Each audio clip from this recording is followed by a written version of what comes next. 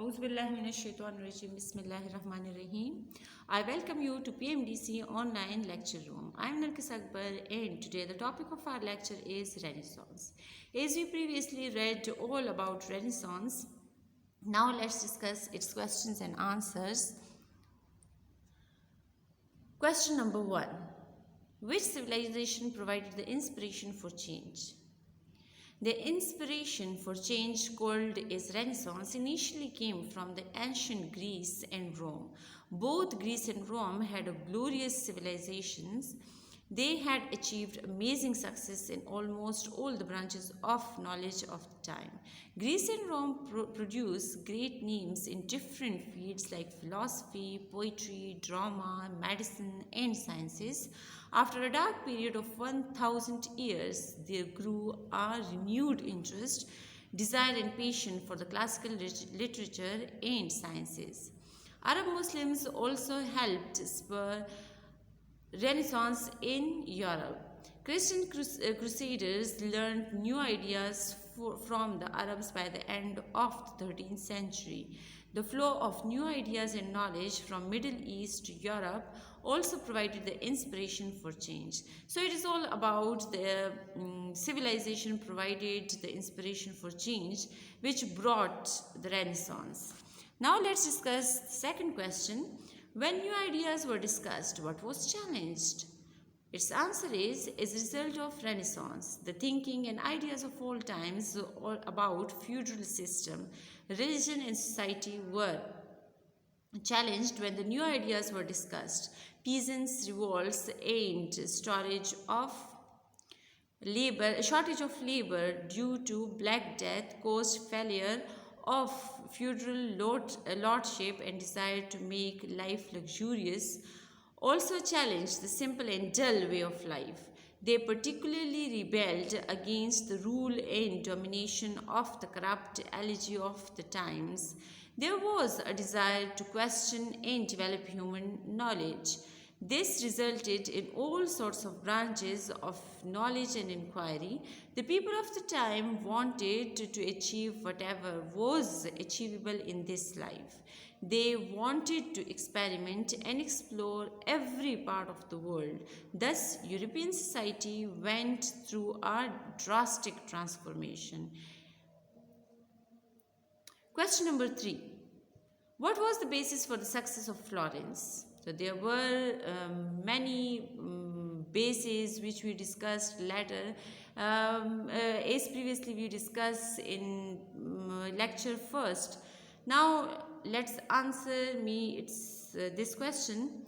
Florence's geographical position, democracy, trade, and its citizens who were creative, energetic, competitive, and initiative to take risks were the basis for the success of the city. It was situated at the juncture of North and South of Europe. All the major European trade routes passed through this city. This made Florence a hub of business and trade activity. In the 16th century, it brought progress and prosperity all around for the Florentines. There were successful banks, prosperous business, wealthy citizens, craft people, artists, and intellectuals. All these factors made Florence the center of the economic and commercial progress. It was a golden age in the history of city. Question number 4 gives some examples of why you think traders needed to be resourceful and creative.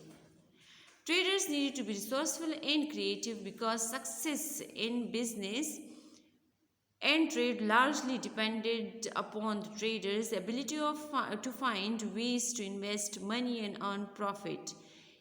Every field of business soon got saturated with all sorts of businessmen pursuing the same field of business. It left no great room for further investment in the same field. Moreover, a resourceful and creative approach helped generate multiple sources of capital. Relying on only one or two businesses could be risky in a competitive trade environment. Thus, traders and businessmen had to be creative and resourceful to look for new business opportunities. They had to be innovative and proactive to find new business options to survive. They had to take risk. Their very survival depended upon taking initiative and being competitive. Question number 5. Why did artists flourish in Florence? Artists flourished in Florence primarily because of the wealthy status of the city. The citizens of Florence were materially very prosperous. They competed with each other both in business and lifestyle.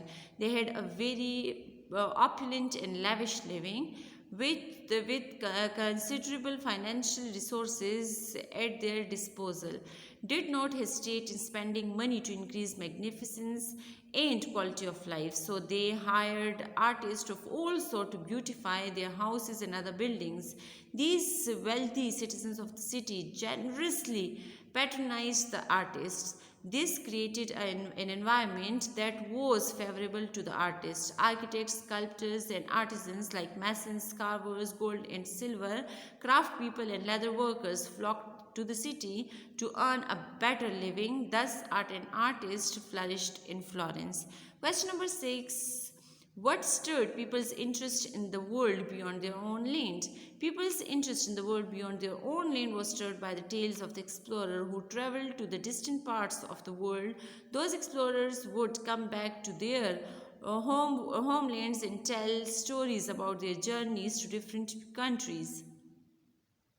One such explorer was Marco Polo. He visited China in 13th century and brought with him the interesting tales of the journey. In the same way, trade explorers also with them the tales of spice lanes and strange animals and plants that they saw during their exploration. They would also talk about the precious metals and gems that they saw on their way. All these narratives encouraged the motivated people to explore the world and learn about it. Question number 7. How did humanism begin in Europe and what was its impact on art and architecture?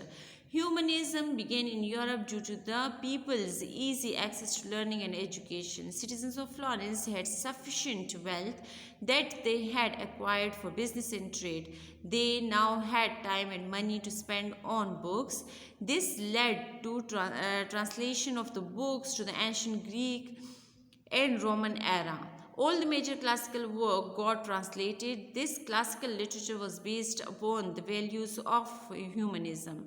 These humanistic works really impressed the readers, thus an interest in humanism developed. Humanism had a huge impact on art and architecture.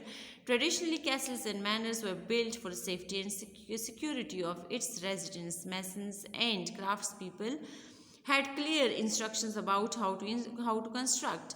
However, with the advent of humanism, people started taking interest in architecture from an aesthetic point of view. So they gave artists freedom to build from artistic point of view. These craftsmen, artists, sculptors, and architects were asked to use their own ways and their own ideas in construction. This gave birth to the masterpieces of art in Florence. Question number 8. What made the world open up for the people of Florence? Its answer is trade and exploration made the world open up for the people of Florence. Explorers like Marco Polo visited China and brought back the interesting tales of his journey. Traders also traveled to distant parts of the world. These trade explorers also brought with them the tales of spice lanes, islands, and strange animals and plants that they saw during their explorations. They would also talk about the precious metals and gems that they saw on their way. All these narratives encouraged and motivated people to explore the world and learn about it. This is how the world, the new world, and the whole world started opening up for the people of Florence. It was all about its exercise. We have discussed almost all questions in detail, and if you have still any question or any problem, you are free to ask anytime. Thank you so much.